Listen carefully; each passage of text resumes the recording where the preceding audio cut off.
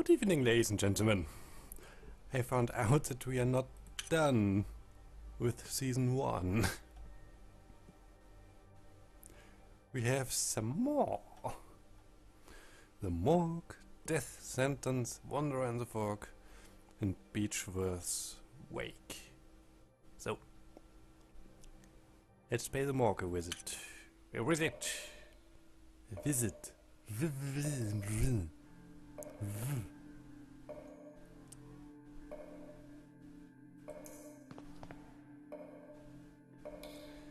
I have the police and medical report. The letter is still blank. According to the police, the deceased's name is Father Ernest Glenn. The man immolated himself. Oh, right after.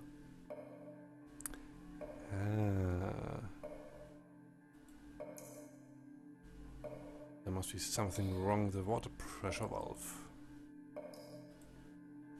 An anatomical model built of actual human bones. Wow.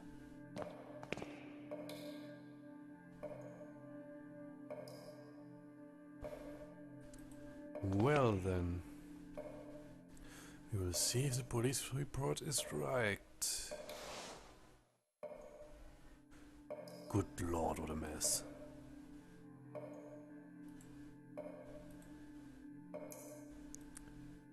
I'm not sure if I need to cut it all.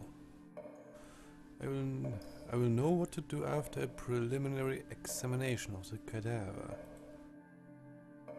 His skin is all scorched. The cause of death is probably shock caused by the sudden burns. A horrible way of passing. What could lead a man of God to commit such an act? All that remains is to file the medical report so he can receive the proper treatment a fine gentleman deserves. He's not a fine gentleman. Nothing else to do here. Should file the medical report. No, you don't.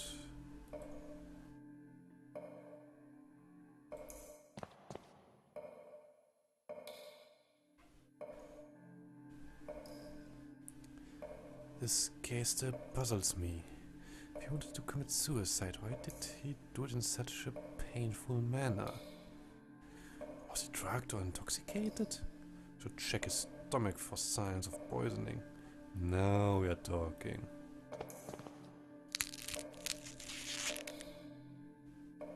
Alright. His stomach looks fine on the outside. I should get it open to check its contents. Yummy.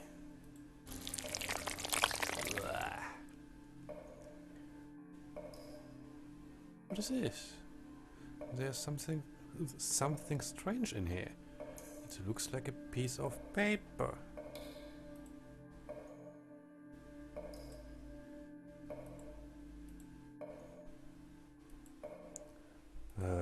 Pincers. It is a note.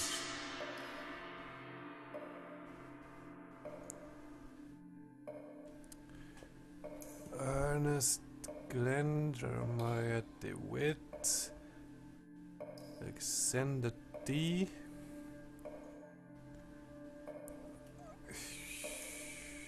Huge Ashton. Crumpled note with 4 names, one of them crossed out. I think I should inform the inspector immediately.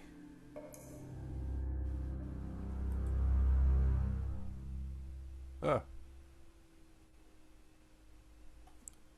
Interesting.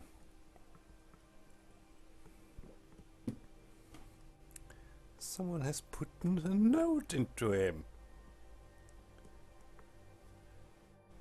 Baldwin?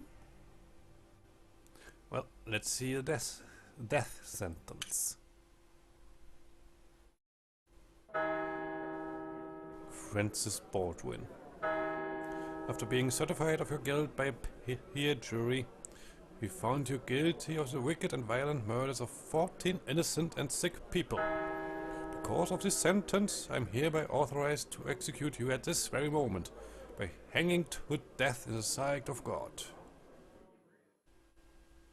Would you like to make a final statement before we proceed? Why will you said I'm mad? You should have seen how mercifully I proceeded. With what love. I saved them. I released them. Now they are in a better place. Do you still believe I am mad?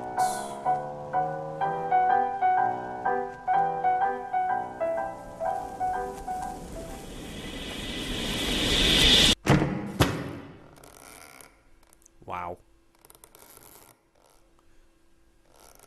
So much for Baldwin.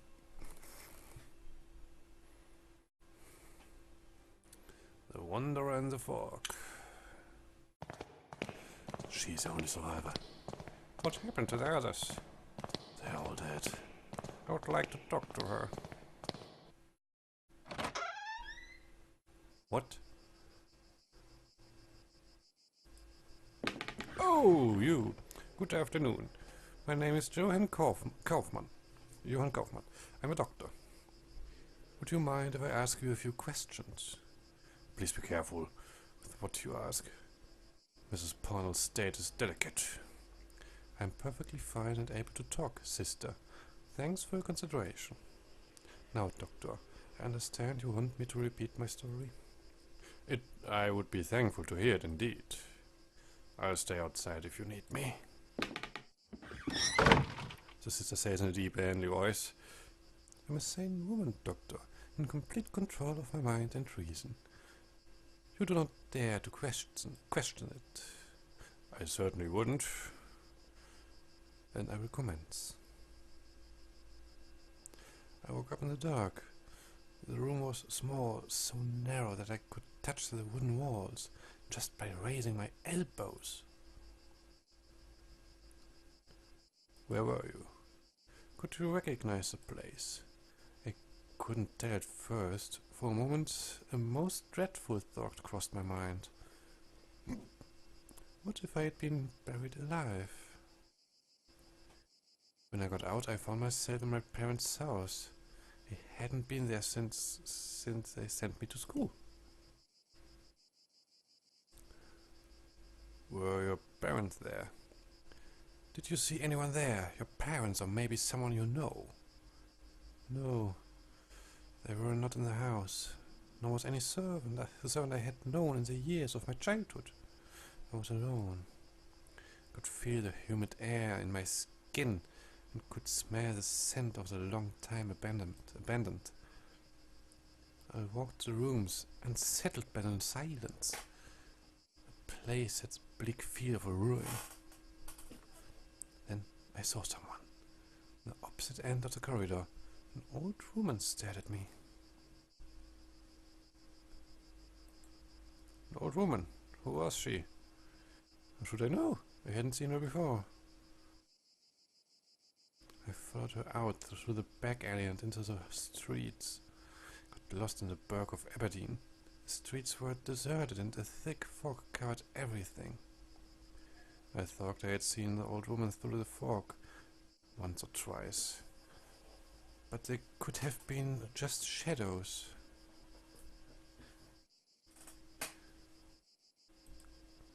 So the city was empty? No, not completely. I met some people, vagabonds. One of them was a priest. I remember a novelist and a boy too. Tell me about the priest. This priest, where did you meet him? I met him in a stable. Good Lord. He said mass there, among the beasts. Could you imagine the profanity? Tell me about the novelist. Tell me more about the novelist. The woman had never written a word. She created only in her mind, you know. She could tell the story sentence by sentence with perfect precision, and I could even hear a piece of her last work. What was the piece about? Do you remember anything about the novelist's work? Yes, the piece she told me was something like, the shadows of the past who melted within the land had loved silence. Through the fog they walked, found themselves lost. Hoping for a sign from their gods, They set camp on the beach, where 30 birds awaited to meet the crowd. So, the boy, what about him? I came across an abandoned carriage.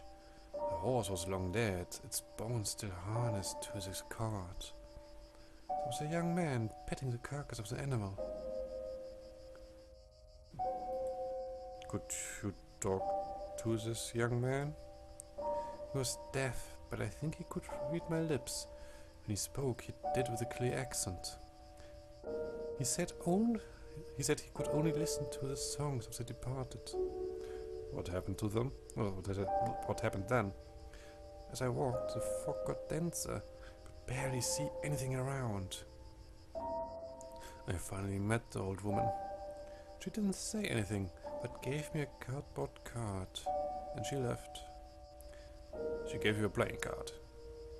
It was one of those used to tell fortune. There was a drawing on it of a veiled person holding a lamp. Then the mist seemed to clear out and I could finally see. What could you see? A barren land, bathed by roaring waves. There were thousands of birds, and then I realized there was something else. What was it? It was there. It looked at me, burning dark inside. The shaking, the scream, that vision that I cannot understand. What is it, Doctor? Have I finally lost my health there? The host has finally lost his ability to speak. Have I finally lost my strength of mind? I believe your story. I believe you. I'm sure that what you lived was real. But I'm afraid that I currently lack any proof that can confirm your account. I'm sorry. I should leave. Thank you for your time. Wait, Doctor, I have something else to say. When I first woke up here, there was something beside me. Would this be enough proof? Looks like a tarot card. Hello.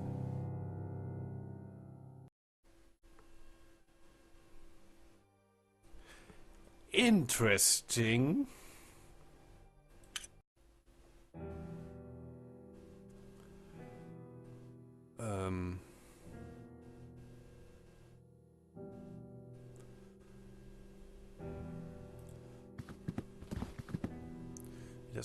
He does not look dead, but just asleep.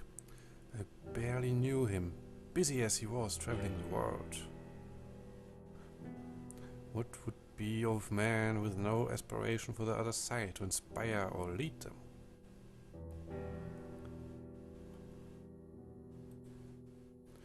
I knew it would come to this. Your father was a terrible mess of a man. I'm only grateful that he brought you to our home. To draw home soon enough, not long after you were born. I hold no doubt that you will learn from his bad example and grow up to be a righteous gentleman. What could there be greater than the efforts of mortals to rise from their miserable condition?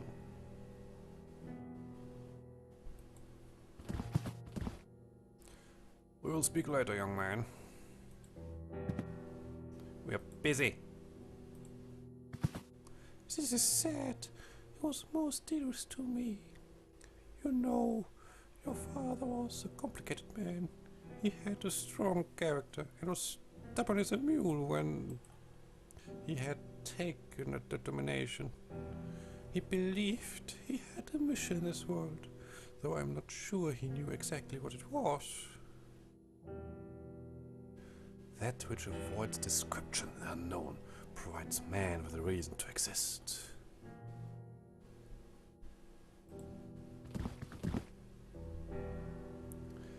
This is an obscure domain, its secrets taken by man from the silence of nature and death.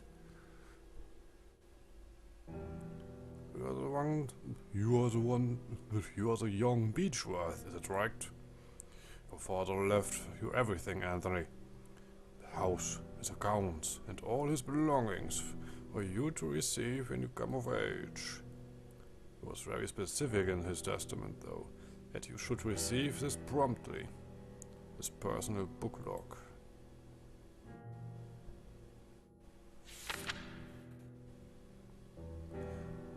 These are the memoirs of my life, my research, and knowledge of the other side. Use them wisely, son.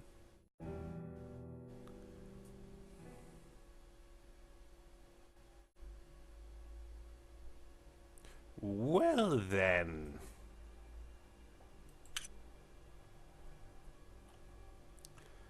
I think now we are done with season 1. It was interesting. It truly was. Well, I bid you good night and sleep well.